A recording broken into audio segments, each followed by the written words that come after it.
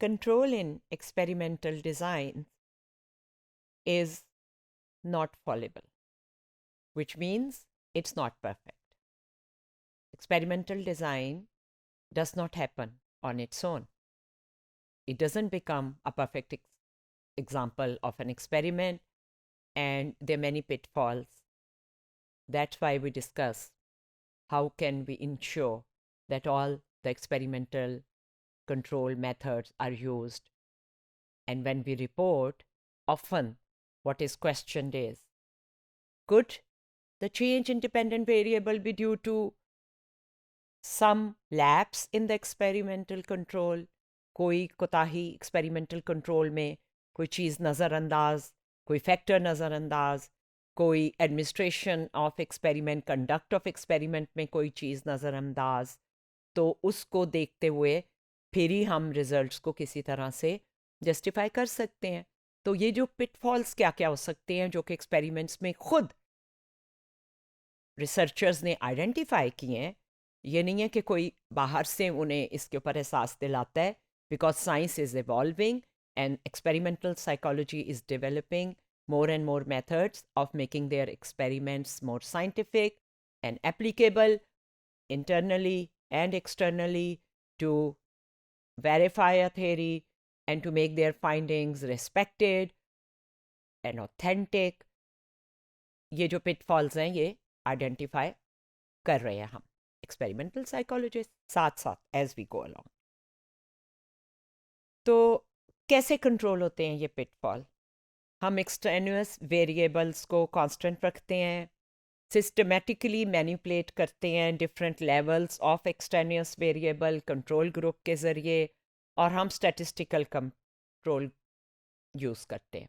सो analysis करते हुए भी जब स्टैटिस्टिकल कंट्रोल यूज़ करते हैं तो कोई ऐसी वेरिएबिलिटी हो रही हो जो कि आपके इंडिपेंडेंट की वजह से ना हो डिपेंडेंट पे, तो एक फ़ायदा ये होता है क्वांटिफाइड स्कोर्स का कि आप स्टैटिस्टिकल कंट्रोल भी मेंटेन कर सकते हैं और उसके ज़रिए भी अपनी वैलिडिटी को चेक कर सकते हैं. सो ये जो कॉजल इन्फ्रेंस की बात हम पहले भी कर चुके थे. अब जो एक्सटेन्युअस वेरिएबल्स हैं ये क्या क्या हो सकते हैं, हमने वेरिएबल टाइप्स में इसके बारे में थोड़ी सी बात की थी. ये वो एस्पेक्ट्स हैं हमारे इन्वायरमेंट के जो कि पार्टिसिपेंट्स के बिहेवियर को अफेक्ट कर सकते हैं, असरअंदाज हो सकते हैं.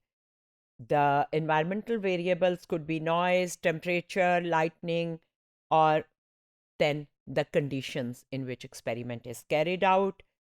The extraneous variables that are not part of the independent variable, that are not that you are studying, या उनका इफेक्ट आप नहीं देख रहे, वो देखना चाह रहे, वो आपके रिसर्च के इंटरेस्ट और फोकस का हिस्सा नहीं है, तो वो पार्टिसिपेंट या पर्सन वेरिएबल भी हो सकता है.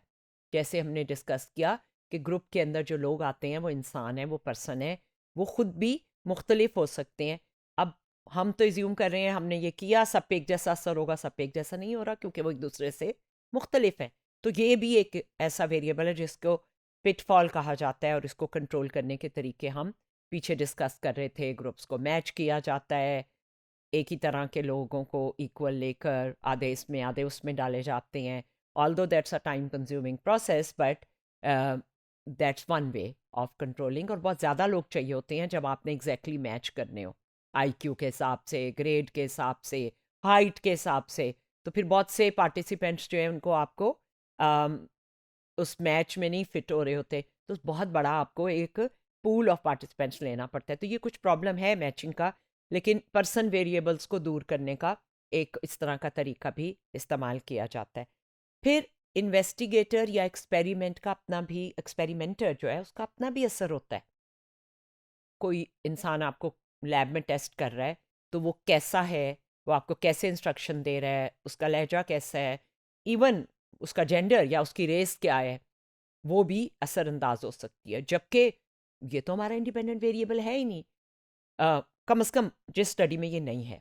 ऐसी स्टडीज़ भी हुई हैं जिसमें ये साबित करने की कोशिश की गई है कि एक्सपेरिमेंटर का इफेक्ट होता है, तो वो उसको स्टडी करने के लिए थी. लेकिन जो एक्सपेरिमेंट्स हम किसी ख़ास पर्पस के लिए डिज़ाइन कर रहे हैं, उसमें मैं या आप या कोई और एक्सपेरिमेंटर है तो क्या हम तीनों जो एक दूसरे से मुख्तलिफ हैं, क्या उससे भी पार्टिसिपेंट पे कोई असर पड़ेगा?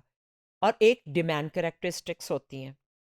डिमांड कैरेक्टरिस्टिक्स जो हैं वो लेबॉर्ट्री एक्सपेरिमेंट्स में काफ़ी नज़र आई हैं, क्योंकि लैब के एक्सपेरिमेंट्स कैप्चर करने की कोशिश करते हैं बिहेवियर को जैसा कि वो एक्चुअली है, और जैसा कि वो इन्फ्लुएंस हो रहा है इंडिपेंडेंट वेरिएबल से। अब लेबॉर्ट्री की जो सेटिंग्स हैं या जो नॉलेज है आपको कि ये एक्सपेरिमेंटर क्या करना चाह रहा है, इनका पर्पस क्या है, उससे ही कई दफ़ा बिहेवियर चेंज हो जाता है सब्जेक्ट का। और स्पॉन्टेनियसली वो कुछ गेस करते हैं या अज्यूम करते हैं कि इसमें इस तरह से करने की तवक्को है मेरे से, तो वो उसी तरह करते हैं। इसकी एक मशहूर एग्जांपल द हॉथॉर्न इफेक्ट है। ये एक फैक्ट्री थी, एक प्लांट था, जिस पे उन्होंने देखा कि कंपनी ने उनकी कंडीशन इम्प्रूव करने के लिए, मोरल इम्प्रूव करने के लिए या उनकी प्रोडक्टिविटी इम्प्रूव करने के लिए कई तरीके इस्तेमाल किए, कभी लाइट, कभी रेस्ट, कभी कुछ। वो कोई भी तरीका इस्तेमाल करते थे, प्रोडक्टिविटी इम्प्रूव ही आती थी। तो उनको ये अंदाज़ा हुआ कि इनको ये एक्सपेक्ट कर रहे हैं कि हम उन पे ये एक्सपेरिमेंट इसलिए कर रहे हैं कि हम उनकी प्रोडक्टिविटी टेस्ट करें, तो वो प्रोडक्टिविटी इम्प्रूव करके दिखा देते थे। जैसे आपको किसी को तवक्को, आपको पता हो कि मुझसे ये तवक्को कर रहे हैं कि मैं इतना अच्छा काम करूँगा, तो आप उस तवक्को पे पूरे उतरने की कोशिश करते हैं। तो ये एक डिमांड कैरेक्टरिस्टिक है, और इसका ये पर्टिकुलर एग्जाम्पल जो है ये हॉथॉर्न इफेक्ट कहलाती है। ये क्रिटिसाइज भी हुई है, कहते हैं कि वीक एविडेंस थी, क्योंकि 1960s 70s की रिसर्च है। बहरहाल ये बताना ज़रूरी था। रीसेंट एविडेंस में उन्होंने ये किया कि जो विजुअल डिस्प्ले यूनिट है वो कंप्यूटर पे के ऊपर फिल्टर्स लगाए और एक ग्रुप के लिए नहीं लगाए। अब दोनों ग्रुप में डिफरेंस आया, तो बड़ा अच्छा कि ठीक है, जो फ़िल्टर लगाने से ज़्यादा कंफर्ट है और फिल्टर नहीं लगाने से नहीं है। लेकिन जब दूसरा फेज़ किया तो दोनों ग्रुप में जो फ़र्क था वो बहुत ही कम हो गया, और कोई कंट्रोल ग्रुप को में जो इनिशियली ऑब्ज़र्व हुआ था, कोई ख़ास चेंजेस भी नहीं आई। इसका मतलब ये है कि ये वो एक्सपेक्ट कर रहे थे कि ये फ़िल्टर लगा के हमसे पूछ रहे हैं कंफर्ट को, तो ग़ालिबन ये देखना चाह रहे होंगे कि फ़िल्टर लगाने से कितनी कंफर्ट होती है कंप्यूटर यूज़ करने में। तो ये एक इफ़ेक्ट जो है वो खुद ब खुद उस डिमांड कैरेक्टरिस्टिक की वजह से लोगों की रिपोर्ट में या उनके बिहेवियर में आ जाता है। एक्सपेरिमेंटर के इफ़ेक्ट्स आप देख कैसे रहे हैं, हो सकता है आप नॉन वर्बल क्यूज़ दे रहे हो, कह रहे हो, या अगर उसने गलत किया हो तो आप उसको देख रहे हो कि ये तो इसने एरर कर दी है। तो ये फ्राउन्स एंड नॉड्स जो है ये भी करती हैं। एक्सपेरिमेंटर के जेंडर, रेस और एथनिसिटी भी इफ़ेक्ट करती है। तो वो रिज़ल्ट को क्योंकि बायस कर सकती है, आ, वो ख़ास सिचुएशन में करती है। अगर वो कोई सोशल बायस रिलेटेड एक्सपेरिमेंट कर रहा है जिसमें वो स्किन कलर है या परफॉर्मेंस रेटिंग्स हैं, तो एक्सपेरिमेंटर अगर एक ख़ास स्किन कलर का है, ख़ास नस्ल से ताल्लुक़ रखता है, तो वो ज़्यादा इफेक्ट करेगा। डबल ब्लाइंड एक्सपेरिमेंट ये होता है जिसमें ना एक्सपेरिमेंटर को पता होता है ना सब्जेक्ट को कि वो क्या करना चाह रहे हैं, और ये मेडिकल में काफ़ी यूज़ होता है।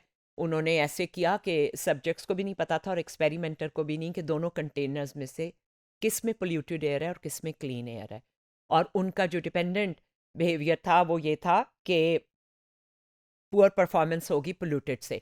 तो एक्सपेरिमेंटर की कोई एक्सपेक्टेशन असरअंदाज नहीं हो रही थी, तो उन्होंने ये नतीजा निकाला कि सब्जेक्ट को भी नहीं पता था और एक्सपेरिमेंटर को भी नहीं पता था, डबल ब्लाइंड था। तो इसलिए अगर उनकी पुअर परफॉर्मेंस आ रही है पोल्यूटेड एयर को ब्रीथ करके, तो वो उसी पोल्यूटेड एयर की वजह से होगी, किसी और एक्सट्रेनुअस इनसाइड एक्सपेरिमेंट, सब्जेक्ट, एक्सपेरिमेंटर या डिमांड कैरेक्टरिस्टिक की वजह से नहीं होगी।